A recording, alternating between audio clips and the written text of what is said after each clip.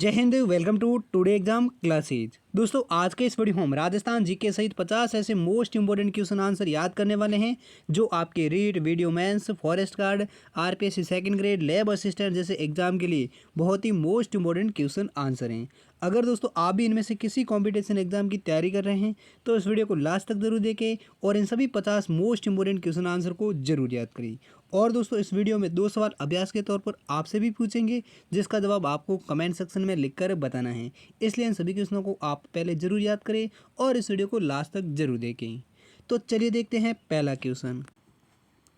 पहला क्वेश्चन है 11 दिसंबर 1946 को किसे संविधान सभा का स्थायी अध्यक्ष चुना गया था? तो इस सवाल का सही जवाब देगा ऑप्शन डी यानी डॉक्टर राजेंद्र प्रसाद हैं, जिनको 11 दिसंबर 1946 को संविधान सभा का स्थायी अध्यक्ष चुना गया था। किसे? डॉक्टर राजेंद्र प्रसाद को। नेक्स्ट अगला दूसरा क्वेश्चन है राजस्थान में स्थानीय प्रशासन के लिए सावनी मंडल कहाँ पर स्थित हैं?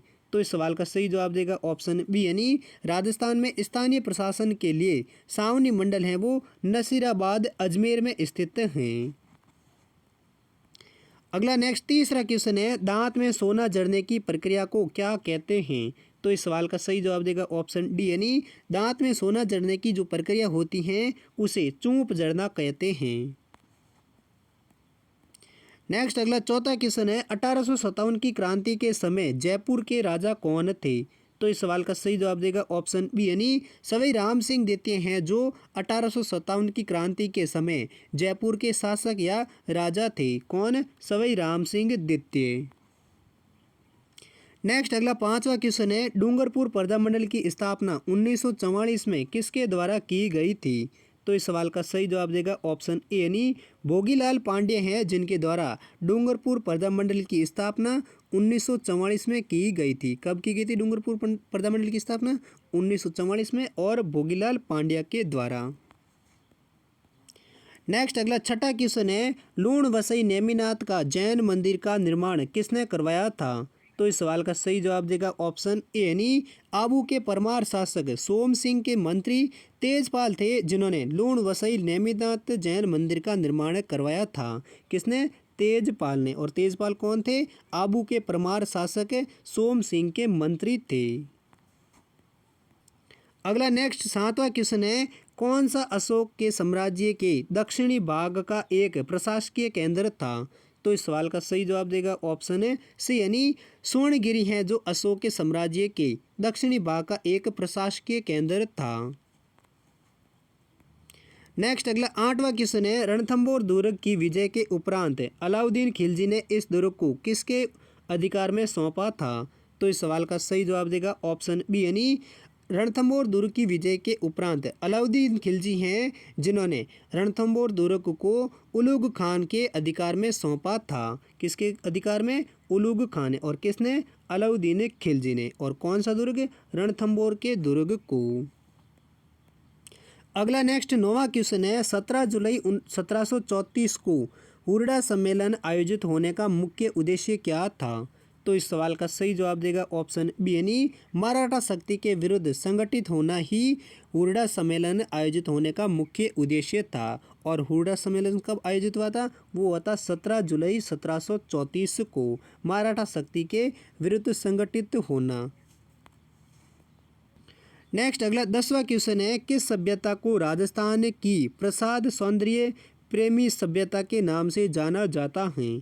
तो इस सवाल का सही जवाब देगा ऑप्शन बी यानी राजस्थान की कालीबंगा सभ्यता है, जिनको राजस्थान की प्रसाद सौंदर्य और प्रेमी सभ्यता के नाम से जाना जाता है। किस सभ्यता को? कालीबंगा सभ्यता को।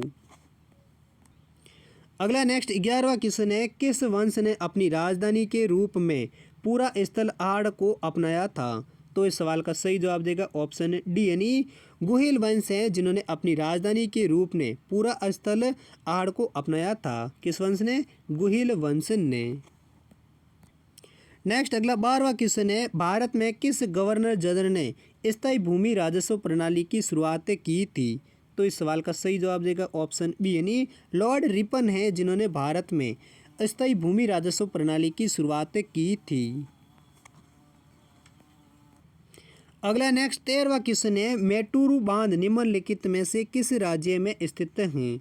तो इस सवाल का सही जवाब देगा ऑप्शन डी यानी मेटुरु बांध है जो भारत के तमिलनाडु राज्य में स्थित कावेरी नदी के पास भारत के सबसे बड़े बांधों में से एक बांध हैं, जो किस राज्य में स्थित हैं? तमिलनाडु राज्य में। और कौन सी नदी के पास? कावेरी नदी के पास स्थित ये बांध हैं। नेक्स्ट अगला 14वां क्वेश्चन है, रामनाथ कोविंद भारत के कौनसेवें राष्ट्रपति हैं? तो इस सवाल का सही जवाब देगा ऑप्शन ए यानी रामनाथ कोविंद है जो वर्तमान में भारत के 14वें राष्ट्रपति के रूप में नियुक्त हैं, जो एक राजनीतिज्ञ हैं। और रामनाथ कोविंद है जो 25 जुलाई 2017 को भारत के 14वें राष्ट्रपति के रूप में निर्वाचित हुए थे। कब हुए थे? 25 जुलाई 2017 को। और अभी वर्तमान में ये भारत के 14वें राष्ट्रपति के रूप में नियुक्त हैं। नेक्स्ट अगला 15वां क्वेश्चन है, जहांगीर का मकबरा कहाँ स्थित है? तो इस सवाल का सही जवाब देगा ऑप्शन ए यानी जहांगीर का मकबरा है जो वर्तमान लाहौर पाकिस्तान में स्थित है। नेक्स्ट अगला 16वां क्वेश्चन है, विजय सिंह पथिक ने बिजोलिया आंदोलन में कब भाग लिया था? तो इस सवाल का सही जवाब देगा ऑप्शन बी यानी साल 1916 में साधु सीताराम दास के आग्रह पर विजय सिंह पथिक है जिन्होंने बिजोलिया आंदोलन में भाग लिया था। कब? 1916 में। और उसके बाद 1916 के बाद बिजोलिया आंदोलन का नेतृत्व हुई है वो भी विजय सिंह पथिक ने किया था। और किसके कहने पर? साधु सीताराम दास के कहने पर। नेक्स्ट अगला 17वां क्वेश्चन है, राजस्थान की एकमात्र रियासत कौन सी है जिसका निर्माण अंग्रेजों ने किया था? तो इस सवाल का सही जवाब देगा ऑप्शन बी यानी राजस्थान की एकमात्र रियासत झालावाड़ रियासत है जिसका निर्माण अंग्रेजों ने किया था। किस रियासत का निर्माण अंग्रेजों ने किया था? झालावाड़ रियासत का। नेक्स्ट अगला 18वां क्वेश्चन है, स्वतंत्रता प्राप्ति के समय तत्कालीन नीमराणा ठिकाना के नरेश कौन थे? तो इस सवाल का सही जवाब देगा ऑप्शन ए यानी राजा राजेंद्र सिंह थे जो स्वतंत्रता प्राप्ति के समय तत्कालीन नीमराणा ठिकाना के नरेश थे। कौन? राजा राजेंद्र सिंह। नेक्स्ट अगला 19वां क्वेश्चन है, गोपी जी भट्ट का राजस्थान की किस लोक नृत्य शैली के कलाकार थे? तो इस सवाल का सही जवाब देगा ऑप्शन ए यानी गोपी जी भट्ट हैं जो राजस्थान की लोक नृत्य शैली तमाशा के कलाकार थे। और तमाशा है जो एक महाराष्ट्र का प्रमुख लोक नृत्य है जो राजस्थान में सर्वप्रथम जयपुर में महाराजा प्रताप सिंह के समय भट्ट परिवार के द्वारा किया गया था। कहाँ पर किया गया था? राजस्थान में सबसे पहले जयपुर में। और ये कहाँ का प्रसिद्ध एक लोक नाट्य है? ये महाराष्ट्र का एक प्रसिद्ध लोक नाट्य है जो गोपी जी भट्ट हैं जो इनके प्रमुख कलाकार माने जाते हैं। कौन से लोक नृत्य शैली के? तमाशा लोक नृत्य शैली के। नेक्स्ट अगला 20वां क्वेश्चन है, पेजण नृत्य किस क्षेत्र से संबंधित हैं? तो इस सवाल का सही जवाब देगा ऑप्शन ए यानी पेजण नृत्य है जो हाड़ौती क्षेत्र से संबंधित एक नृत्य हैं। अगला नेक्स्ट 21वां क्वेश्चन है, किस पेशवा को पेशवा के इतिहास में नाना साहिब की तरह जाना जाता है? तो इस सवाल का सही जवाब देगा ऑप्शन बी यानी बाजीराव पेशवा हैं जिनको पेशवा के इतिहास में नाना साहिब की तरह जाना जाता है। किसे? बाजीराव को। नेक्स्ट अगला 22वां क्वेश्चन है, जब 1857 का विद्रोह हुआ उस समय ब्रिटिश भारत का गवर्नर जनरल कौन था? तो इस सवाल का सही जवाब देगा ऑप्शन ए यानी लॉर्ड कैनिंग है जो 1857 का विद्रोह हुआ था उस समय ब्रिटिश भारत के गवर्नर जनरल थे। कौन? Lord Canning. अगला नेक्स्ट 23वां क्वेश्चन है, सती प्रथा का बहिष्कार कब किया गया था? तो दोस्तों इस सवाल का सही जवाब कौन सा है वो आप कमेंट सेक्शन में लिखकर बताइए। सवाल क्या है? सती प्रथा का बहिष्कार कब किया गया था? ऑप्शन है 1827, 1831, 1829, 1825। इन चार ऑप्शन में से कौन सा ऑप्शन सही है वो आप कमेंट सेक्शन में लिखकर जरूर बताइए। अगला नेक्स्ट 24वां क्वेश्चन है, भारत में हरिजन संघ की स्थापना किसने की थी? तो इस सवाल का सही जवाब देगा ऑप्शन ए यानी महात्मा गांधी जी हैं जिन्होंने भारत में हरिजन संघ की स्थापना की थी। नेक्स्ट अगला 25वां क्वेश्चन है, लोक देवता तेजाजी महाराज का पवित्र तीर्थ स्थल बांसी दुगारी कहाँ स्थित है? तो इस सवाल का सही जवाब देगा ऑप्शन बी यानी लोक देवता तेजाजी महाराज का जो पवित्र तीर्थ स्थल बांसी दुगारी है जो राजस्थान के बूंदी जिले में स्थित है। नेक्स्ट अगला क्वेश्चन 26वां क्वेश्चन है, राजस्थान की किस महिला क्रांतिकारी नेता को वर्ष 1956 में पद्म भूषण से सम्मानित किया गया था? तो इस सवाल का सही जवाब देगा ऑप्शन डी यानी जानकी देवी महिला क्रांतिकारी नेता थी जिन्हें 1956 में पद्म भूषण से सम्मानित किया गया था। नेक्स्ट अगला क्वेश्चन 27वां है, स्वतंत्रता संग्राम के दौरान किसानों की आवाज़ नामक पत्र का प्रकाशन कहाँ से किया गया था? तो इस सवाल का सही जवाब देगा ऑप्शन सी यानी जोधपुर से स्वतंत्रता संग्राम के दौरान किसान की आवाज़ नामक पत्र हैं वो प्रकाशन किया गया था। कहाँ से? जोधपुर से। नेक्स्ट क्वेश्चन 28वां है, राजस्थान में बोमाड़ क्षेत्र कहाँ है? तो इस सवाल का सही जवाब देगा ऑप्शन ए यानी राजस्थान के मेवाड़ में बोमाड़ क्षेत्र हैं वो पाया जाता है।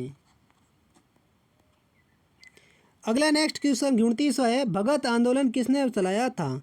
तो इस सवाल का सही जवाब देगा ऑप्शन डी यानी गुरु गोविंद गिरी हैं जिन्होंने भगत आंदोलन चलाया था।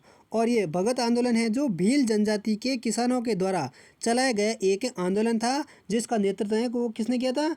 गुरु गोविंद गिरी ने। नेक्स्ट अगला 30वां क्वेश्चन है, बणी ठनी चित्र ग्रंथ किसकी रचना है? तो इस सवाल का सही जवाब देगा ऑप्शन ए यानी बणी ठनी चित्र ग्रंथ हैं वो निहाल चंद की एक रचना है।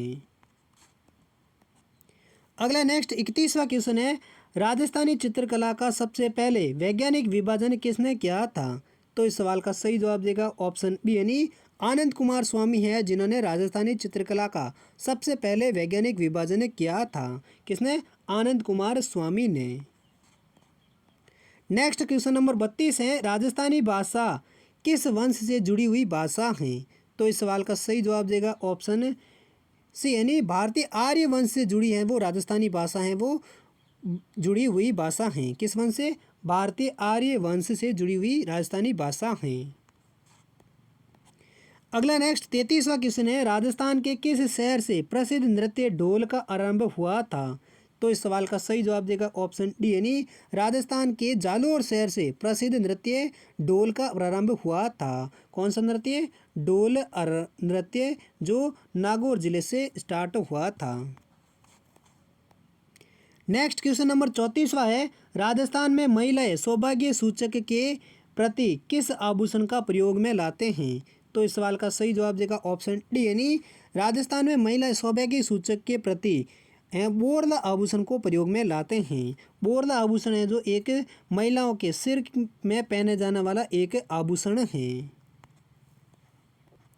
नेक्स्ट अगला 35वां क्वेश्चन है, राजस्थान में वल्लभ संप्रदाय की प्रमुख धार्मिक स्थल कहाँ पर हैं? तो इस सवाल का सही जवाब देगा ऑप्शन सी यानी नाथ द्वारा में राजस्थान में वल्लभ संप्रदाय का प्रमुख धार्मिक स्थल है। कहाँ पर? नाथ द्वारा में। नेक्स्ट अगला क्वेश्चन नंबर 36 है, राजस्थान का वह कौन सा संत है जिसने फतेहपुर सीकरी में अकबर से भेंट की थी?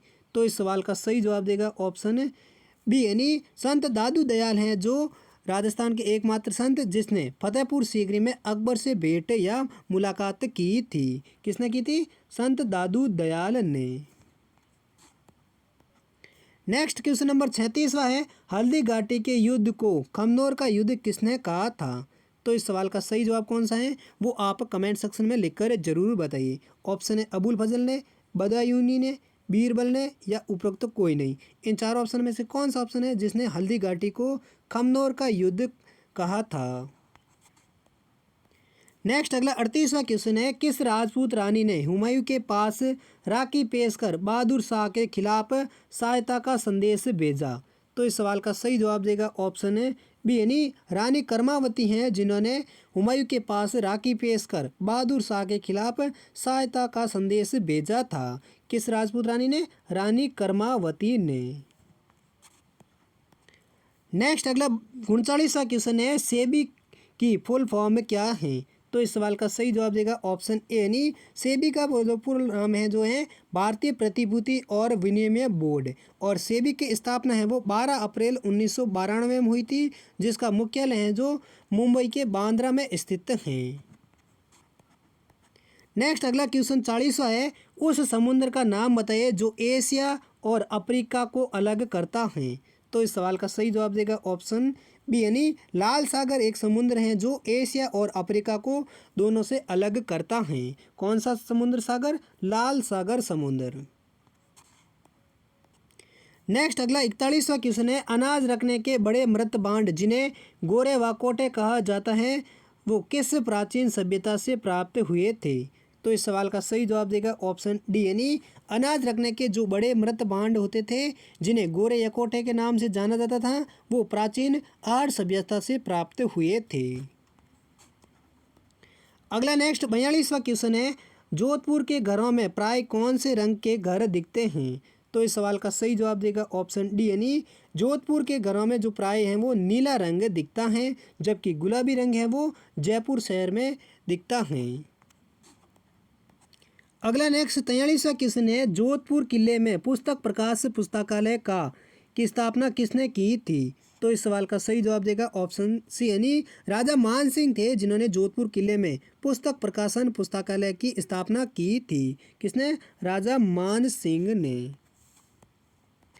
नेक्स्ट अगला 44वां क्वेश्चन है, राज्य के कौन से संभाग में सर्वाधिक संख्या में अनुसूचित जाति निवास करती हैं? तो इस सवाल का सही जवाब देगा ऑप्शन डी यानी राजस्थान के जयपुर संभाग में सर्वाधिक संख्या में अनुसूचित जाति हैं वो निवास करती हैं। किस संभाग में? जयपुर संभाग में। अगला नेक्स्ट 45वां क्वेश्चन है, राज्य में सर्वाधिक आबादी वाला दूसरा शहर कौन सा है? तो इस सवाल का सही जवाब देगा ऑप्शन बी यानी राज्य में सर्वाधिक आबादी वाला दूसरा शहर है वो जयपुर के बाद जोधपुर है। पहला कौन सा है सर्वाधिक आबादी वाला? जयपुर, और दूसरा कौन सा है? जोधपुर।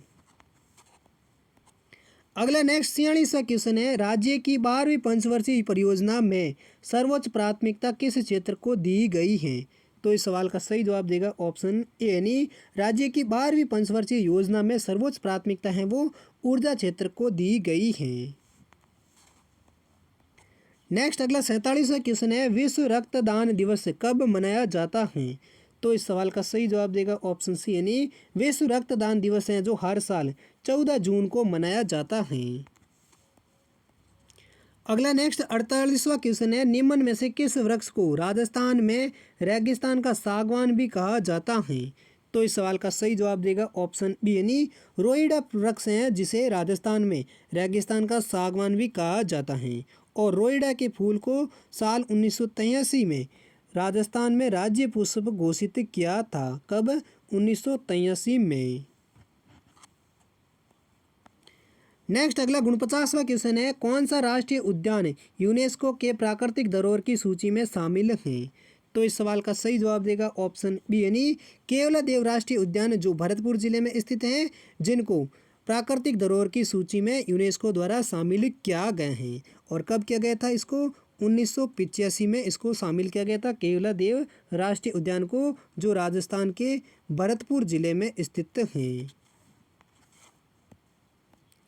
अगला नेक्स्ट 50वां क्वेश्चन है, वन पर्यावरण क्षेत्र में राजस्थान का सबसे बड़ा पुरस्कार कौन सा है? तो इस सवाल का सही जवाब देगा ऑप्शन सी यानी अमृता देवी स्मृति पुरस्कार है जो वन पर्यावरण क्षेत्र में राजस्थान का सबसे बड़ा पुरस्कार है। कौन सा? अमृता देवी स्मृति पुरस्कार, जिसकी शुरुआत है जो साल 1994 में हुई थी।